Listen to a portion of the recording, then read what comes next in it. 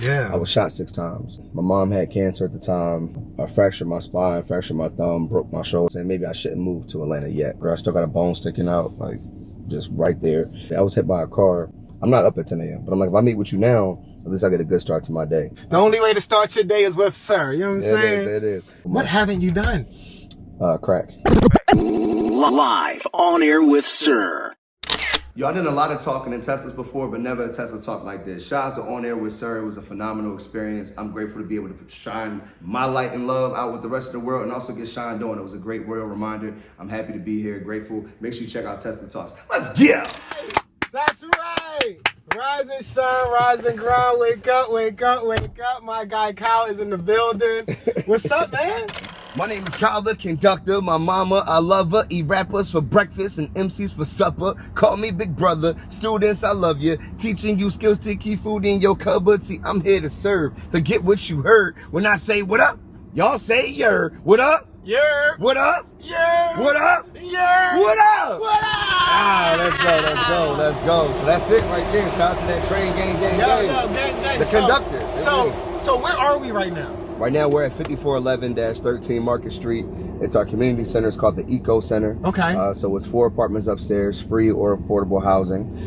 You said free? Or affordable, yeah. We have 2 short-term emergency housing for like 3 to 6 months for people that just need to like get on their feet. They meet with our social services coordinator, meet with a therapist, get their resumes together, any certifications we can get them. Try to give them like that college experience of having multiple courses they have to complete, while also giving them the housing without having to worry about the bill. We were renting first, so when we were first renting, we were just in the smaller room. My God. In 2020, we'll be 3 years old. We're 5-year-old as an organization, but we'll be 3 years in this building on August 16th. And when we moved in, we were renting the front room, and then we expanded to the back. And then eventually we bought the building in 2021. We raised $100K in 100 days. So shout out to the team, shout out to Daquisha Jones. She's our president at the time, helping us lead the charge. We bought the building, we switched sides with the hair salon. They had another year and they moved out in June. So right now we have the whole first floor. So I'm used to saying 2 commercial properties on the first floor. But no, it's all us now. And so we've been doing events now, having more programming. So instead of having to work with other organizations because we don't have the space, we're able to have our same summer program with about 20, 25 young people, 6 to 13, 14 years old. And then we have another program for 14 to 24 year olds, mostly 16 with my little sister in it, she's 14, okay. And that's the Blueprint Social Development Institute led by The Plug, which is one of our employees. And it's also, he started his own nonprofit. So in Journeying Barefoot, Bella leads Journeying Barefoot, and the summer program is our first time partnering. So she's been with us for 6 years, but what we've done recently is helping people start their own businesses, their own 501c3, so we can all get this money together and may have a bigger reach. Because as an employee, there's only so much we can do. But if we help them start their own 501c3, get proof of concept on our own dollar, on our own space, no limitations, use our vehicles, you know. And, vehicles? Whoa, literally, with an S? With an S? I'm saying we Let's got go! No, I'm saying we have we got the passenger vehicle and then the cargo vehicle. Okay. So we're looking to get a Sprinter. For longer distances. I mean, we've taken this to like DC, taking young people on trips, Poconos, wherever, but looking to expand. So, I mean, honestly, I'm just so grateful. As I was thinking about what I was going to say today, I had to reflect on where I am in life, and I wouldn't be here if it wasn't for consistency, if it wasn't for the community, and most importantly, the Creator, the ancestors moving with us and through us as we move through buildings and spaces, spreading liberation and healing. So, I love that, man. Give me 3 things that you're grateful for today. Only today. Starting with number 3. With number 3. 3. I'm grateful for, starting with number 3. Number 3. I'd have to. But it's not in order. Oh, it's not? Okay. No. It's just a countdown. That was like the most. Number 3. Number 3. 3. The third thing on my list of things I'm grateful for is the ability to move with autonomy and purpose. A lot of people have autonomy but aren't living, purposefully. And then there's people who are not moving in purpose, or moving in purpose, but don't have the autonomy to do what they want when they want. Then break that down just a little bit for people that's hearing that for the first time. For shizzle. So like autonomy is being able to move how you want, when you want, right? And having my own organization, only people I answer to is the community. And I'm moving with purpose and intention. So years ago at a Kwanzaa kickback, my homie Corey Carter had, shout out to C Connect 360. He had us fill out the purpose Venn diagram. It was on Nia, which is the fifth day of Kwanzaa, which represents purpose. And on the purpose Venn diagram, you fill out what the world needs, what you're good at, what you could be paid for, and what you love, and how they all intersect is your purpose. That was my first mission statement. That was 2015. I started my first business 2016. I love that. I quit my day job 2016, and then day job. used that, and it was my personal mission statement. So it became my company's mission statement. Yeah. And as I prepare, and then 2 years later, started ECO Foundation. ECO stands for Education, Culture, Opportunities. So 2018, it shifted some, as I grew and developed. And I learned that when it came to my purpose, I have to creatively educate people.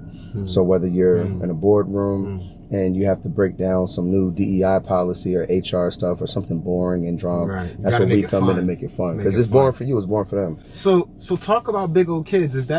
How did Big Old Kids come about? Because I feel like that's a part of making things fun. Right. Wait, what was that? Edutainment is education plus entertainment. So wait, just say the word one more time. Edutainment.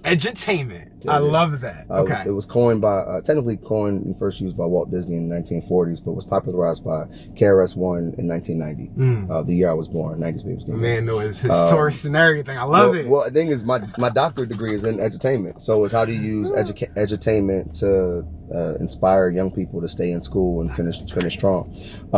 So I'll be finished in a couple months. What haven't you done?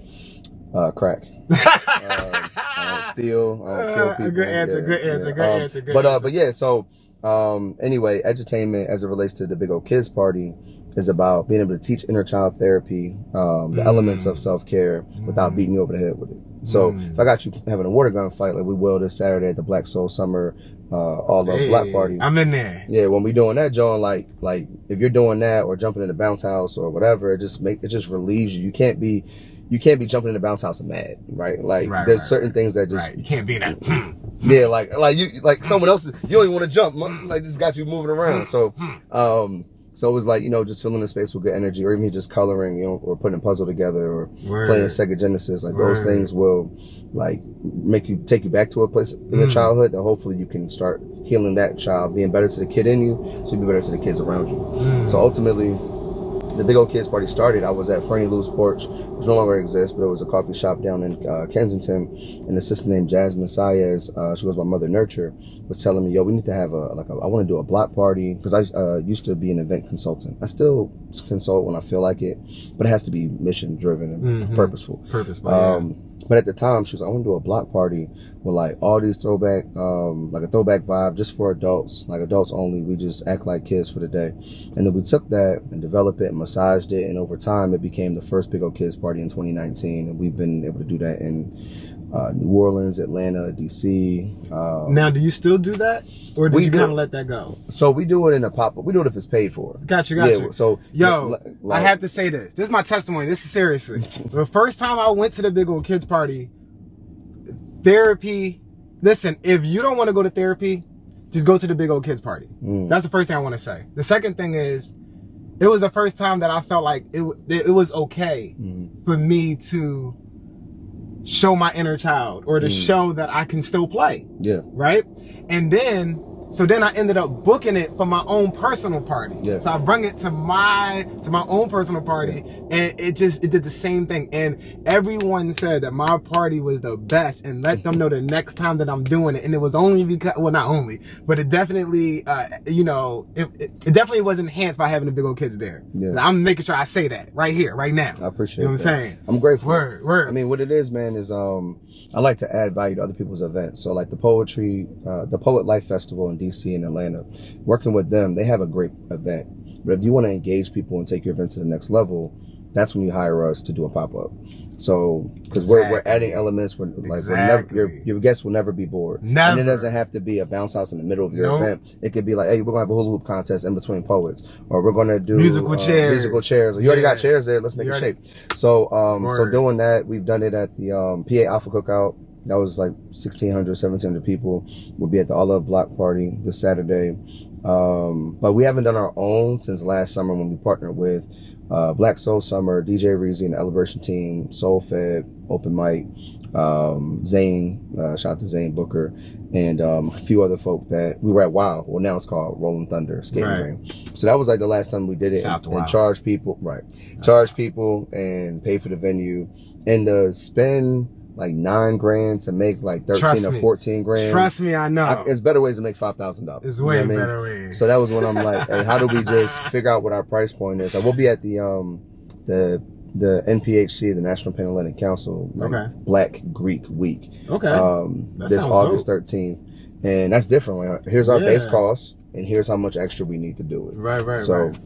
Okay, getting back to our 3 things, because that was number 3, right? Sure. Number two. Watch this. Number 2 would be my family and my chosen family and my bloodline, right? Like being able to drop off my son and deciding to take a couple extra moments. I like to get places at least 5 minutes early, maybe 15 minutes early, but at least 5. And I'm like, I'm gonna get here 1 to 2 minutes early. Right. I gotta drop my son off. Well, yeah, just so I could be still, right, and let the world speak. But being able to drop my son off at daycare and with my wife, and he run over there because I was reluctant to send him. You know, he's only 15, 16 months. Got you. But he's been going for a couple months now, and they treat him so well. So I ain't gonna say where he go because people are weird. Right, of course. But it's a place that I'm really grateful that he's there and having a good time. And then my friends and family I can lean on, friends I call family I can lean on when I'm going through it. I remember being down in a hookah bar like 1 a.m. in like 2021. My mom had cancer at the time. I moved back in her house. I used to live upstairs from the Eco Center. I moved back in her crib, and I was just going through it. Like I never saw my mom like sick and like hurt, and like I never had to clean up after her, and like it was a really tough time. Plus, you know, trying to get work stuff together, and then I was still in my doctorate program, like the classes. So I'm in the hookah bar reading this essay, and I'm just not feeling it. And I was at a really low moment. I was able to call up one of my line. Well, I only had one line brother, but I was able to call up my line brother and talk to him. And he talked me off of a cliff, and I needed that in that moment. And that's family, right? And then being able to kick it with my actual blood, like those are people that I'm grateful for. Like I was down 2 weeks ago. I had a spirit on me that needed to be lifted. My mom prayed over me and then said, I need to see you. She hadn't seen me in a while. So she took me and my sister out. My sister surprised me. She a nurse, so she was getting off of saving lives and like coming straight out of surgery to meet with me to bust a grub. And I just needed that moment to like pick me up. As someone who lives with bipolar 2 disorder, I have cycles of depression and cycles of mania. And when I'm manic, like now, it's cool. I can stay up all night. I can work all day. I have this drive about me. You know, I have this energy. It also comes with some self-sabotaging behavior, like I may overspend or I may indulge in my impulses too much or low impulse control. But I'm aware of it, so I can treat it. So I may fill my Amazon cart up, but I'm not pulling the trigger on it. I may put them Louboutins in my cart and like talk to the agent, and I'll probably pissed her off going back and forth, and then decide that I'm not spending $700 on shoes. And those were like discounted. So man, thanks for being so transparent, man, on the show. Yeah, of course, man. That's part of our journey. And then number one. I would say my health, man. I didn't think, you know, I normally put me on the last part, but like my health is what I'm most grateful for, because as I talked to my victims advocate and my lawyer the last couple of days, I was hit by a car in April. I was on a walk down in Atlanta. I was down to actually look at houses and look at schools for my little sister who lives with us. She's going to her freshman year. So we were thinking about moving the whole family down there. My team is strong up here. They want to hold it down. Start a new chapter in Atlanta. And that's why I think dragonflies are a great omen, and there's all these dragonflies just buzzing around us. Can I tell you something? Yeah. Dragonflies have been around my car for the last maybe week. No matter where I go. Yeah. No matter where I go. Yeah. I seen them yesterday, the day before yesterday, the day before yesterday, every single day. Dragonflies. What does that mean? It's good love, positivity. You're on the right track. The reminders that you're doing everything you're supposed to be doing. So Thank you. I've been saying 444 a lot too. So I feel you on that. So but when I was down, I got hit by a car on a walk, and then that was part of my sign. My sign saying maybe I shouldn't move to Atlanta yet. You know, I fractured my spine, fractured my thumb, broke my shoulder. I still got a bone sticking out. Like just right there. And so as I'm talking to them, I'm like, I can walk, I can talk. It could have been much worse. Yeah. I was shot 6 times. I don't walk with a limp. I don't have any bowel issues. It nicked my colon, one of the bullets. I've survived things, and then even with mental health challenges, I'm still able to push through, and I can breathe. I can go up steps. I get winded sometimes if it's too many steps because I got chill in the hookah and other things, but I still have my health and health as well. So that's what I'm most grateful for. Okay. Okay. So I'm gonna go real quick. 3 things I'm grateful for today. Number 3. Three. I'm gonna say the courage and the strength to do my show every day. Right? So the courage, because sometimes I'm just gonna say sometimes I'm very conscious about what I'm saying, because I've looked back at my interviews from like, I don't know, 10 years ago, a decade ago, right? And I'm like, why did I say that? I can't believe I said that. Oh my God. Oh my, I was just, but what it was I wanted you to like me so bad that I was saying what I thought you wanted me to say. Right? Which a lot of people do this now on the radio and television. They tell you what they want. Like, I think you want to hear this. Let me say this. My rating's going to be higher. But this is literally what I was born to do. God made me to do this. Then just the strength, cause sometimes, when I wake up, depending on what my mind was centered around before I went to sleep, sometimes I could just be too weak to even like, I got the courage, but I'm just like, I'm just weak. Like, I just don't feel like getting up. You know what I mean? For whatever reason. I think it's more centered around like my thoughts more than it is like my physical or energy. I just think it's like sometimes my thoughts can just get away, Number 2, I'm grateful for our connection. Because I meet a lot of people. I meet people every day. As you meet more and more people, you learn the ones to value. Right? Because it takes more people for you to start to realize what type of people are out here. The range. Because sometimes you think everybody's just like you. Like, oh, everybody thinks like me. Everybody's just like me. We all think the same. You're light and love in them. Right. That's it. But there are some people that need to do more work, and it makes you more aware of the people that have done the work. Right? Interacting with both. And then number one, I am grateful for my patience. I've learned to be very patient with people, circumstances, situations. I learned to be very patient. And being patient, I've been able to get to the other side. So I always tell people, try this for one day and watch how different your life will be. When you're talking to someone, customer, friend, daughter, whoever, you're talking to someone, when you're about to jump in, skip just one jump in and see what you would have missed. Right? And just doing that, just do it. That's all I'm gonna say. Just do it. But then you say, ooh, I need to start doing this more. And then you start to develop like a type of patience around it. Like, I just don't understand right now, but I'm gonna let them keep talking. And so I'm gonna say patience, man. That's my you gotta practice that, man. I appreciate that. Number 1. Yeah. Now, thanks for those reminders, especially like the last one. Like, patience is something I've been going through, having challenges with. Like, but my son teaching me so much patience. Like, he broke my 70-inch TV, and who am I tell his parents? Like go fix this drum. So like that, employees, tenants, like everyone think they want to be an apartment owner until you own an apartment, and you got to be a tenant.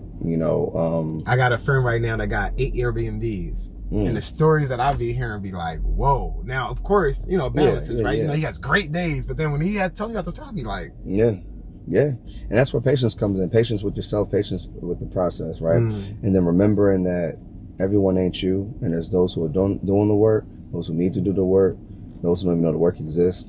Don't expect you out of people. You can't expect you out of them. I mean, because we're all, they talk about the smoky mirror. Have you ever read the 4 Agreements? I love the smoky mirror. And when you hear the term smoking mirrors, like, oh, it's all smoke and mirrors. Like, I didn't know it came from that, but I didn't even put that together. Well, I think just now. it's that and magic tricks. No, but it makes sense. Yeah, It makes so sense. I think it's both. It makes sense. Because with the smoke, right, like we're all light and love. We're pure light and pure love, and we're reflections of one another. But it's the smoke that gets in the middle. It's the I'm black, you're white, I'm straight, you're gay, I'm beliefs, whatever. Yeah, all of that stuff, right? So so those things get in the way, but then there's also people it's the expectation. That could be smoke too. There's certain expectations for people. So I'm grateful that you reminded me of that, man, and it's important to keep doing this work. So I'm thankful to be here. Yeah, man. All right. So before you go, I always ask for one book recommendation. You said the 4 agreements, though. I mean, I feel like that's it right there. But do you have a book recommendation? Now, I like to always make sure that I say this in the beginning. We can only read but so many books in our lifetime, no matter how fast we read. So every book that you pick up, you are saying no to thousands of other books. I'm committing 16 hours or 4 hours. Right, to reading this and a part of my mind and everything, right? What book would you recommend someone invest that time and space in their mind? It's tough, man.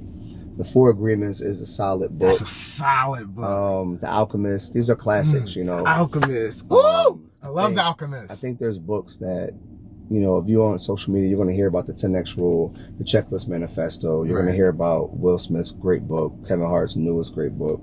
I want to go with my first audio book that I actually listened to. It was like 8 or 9 hours. And that one was the spark to audio learning. All right, what was it? It was called Atomic Habits by James Clear. I love Atomic Habits. Atomic Habits just told me it's atomic, like it's not atomic like boom. It's atomic on a small level, like on the smallest level. What are your habits that can propel you to where you want to be and where you need to be if you're patient enough? And going back to Will Smith's book where he talks about building this wall brick by brick. You're not building a wall. At 9 and 11 years old, him and his little brother had to build a wall for their pop. And every day is like, it was tough, but he realized over time, you're not building a wall. There's no wall. You just have to lay the perfect brick that day. Just keep on laying perfect bricks. And then before you know it, the wall will be done. Every day is just a brick in the castle of our dreams. You know what I mean? Like whatever kind of home you want to live in. Yeah, the compound or whatever. So James Clear's Atomic Habits taught me that it's the little tiny things I do. It's habit stacking. It's I want to get up early the next day. I want to have a good start. And as Shashina told us years ago, that the best way to start your day, the best morning routine is a good night routine. So laying your stuff out, just being ready. I didn't pack a breakfast. But as soon as it's over, I'm going to go bust a grub. So Atomic Habits, James Clear. Okay, got it. Love it. All right. I'll sponsor that for one person. You'll sponsor that for one person? It could be audio or... We got a giveaway. I want people to move with intention and love and kindness with themselves and others. Everyone wants to change and heal and do all these things, but transformation doesn't have to hurt. And be better to yourself so you can be better to the people around you. And the toughest thing, like especially from Kevin Hart's book that I'm learning, is it's all about self-awareness and self-discipline. So have the awareness to know what to change and the discipline to change it and to do the work that he was talking about. So when you want to create your nonprofit or your for-profit, or it's not business related, whatever it is, just remember that first, because it ain't gonna happen if you don't do it. So yo, thank you, man, for coming through. Now it's time to go inside, man. I need a tour. Oh, for sure. Let's go. What's going on, y'all? I'm Kyle the Conductor, the founder and CEO of the ECO Foundation. That's Education, Culture, Opportunities Foundation. We were established in 2018 as a 501c3. And what we do, all that stuff aside, is we help liberate people and prepare them and equip them with the skills and tools necessary to combat structural oppression. So all that nasty stuff that's going on outside, we provide housing, we provide food, we provide education in a creative way, programs for young people, whether 6 or 96 years old, and we make sure that everyone has what they need so they could be their best selves to themselves and ultimately for the community. So that's what we do. If you want to support us financially, go on supporteco.org. That's supporteco.org. You need us, 267-999-9901, 267-999-9901. All right, much love to you, Kyle the Conductor. Keep your crown up. Let's go. This is where we all started, actually. We used to only be in this space. What? So you grew into all of this? Yeah, so we started out just here. Just in this one room? In this one room. No, say no. Just say it one more time. We started out in this one room. $700 a month for this. in 2020. And now you own the building and you got all this other space. And need 4 apartments, which I won't show you. In 3 years. And yeah. On Air with Sir, live with another episode of Tesla Talks. Don't forget, if you want to be the next guest on Tesla Talk, log on to onairwithsir.com. Today, we're in West Philadelphia at the Eco Center with my guy, Kyle. Let's go inside. Live on Air with Sir. Oh, dude, what the? Dude, I didn't know all this was in here, man. What is this? Let's go, bro. Yo, how long you've had this? 3 years. So we turned 3 August 16th. So it's our main space. We had our dinner program last night. That's why you see signs that say free dinner. But it's also where we have our after school program, our teenage drop-in, music classes, production. Shout out to BKL. We did our bathroom as well as our vehicles. You'll see that repeated. We had our karaoke nights here as well. That's always a blessing. Adult events as well as youth events. So we open up today at 12. This space is like a little hangout area for people when they want to just, get out the mix. This joint is hot, bro. Thank you. This joint is hot, bro. Oh my God. And this space is where we have our teen or young adult program. So 16 to 24-year-olds learn the Serve Safe certification, Stop the Bleed, CPR training, self-defense, self-awareness, self-actualization, self-love. They also get professional development, financial literacy workshops, and that's all through the Plug, which is promoting liberation for under-resourced groups. Now, I've noticed that when I came in, you said like teens, young adults, What about 18 and up? Is there anything going on here for them? Yeah, so the summer program I was referring to is for 16 to 24-year-olds. We have one 28-year-old, one 14-year-old, so that's our Outliers. Outliers is another great book too. But we also have our free breakfast program during the school year and free dinner. During those times, we have our social worker here, our social services coordinator. So we can connect people to services. They can borrow a laptop, get ready for an interview, print something out. Then you can borrow a tie or buy a tie or something like that. That's the mornings or our evenings where they can start their day or end their day with love, food, and fellowship. We're now listening live to On Air with Sir. I love you. See, the difference with me, when I do what I'm doing, but I'm doing it like I'm doing it for TV.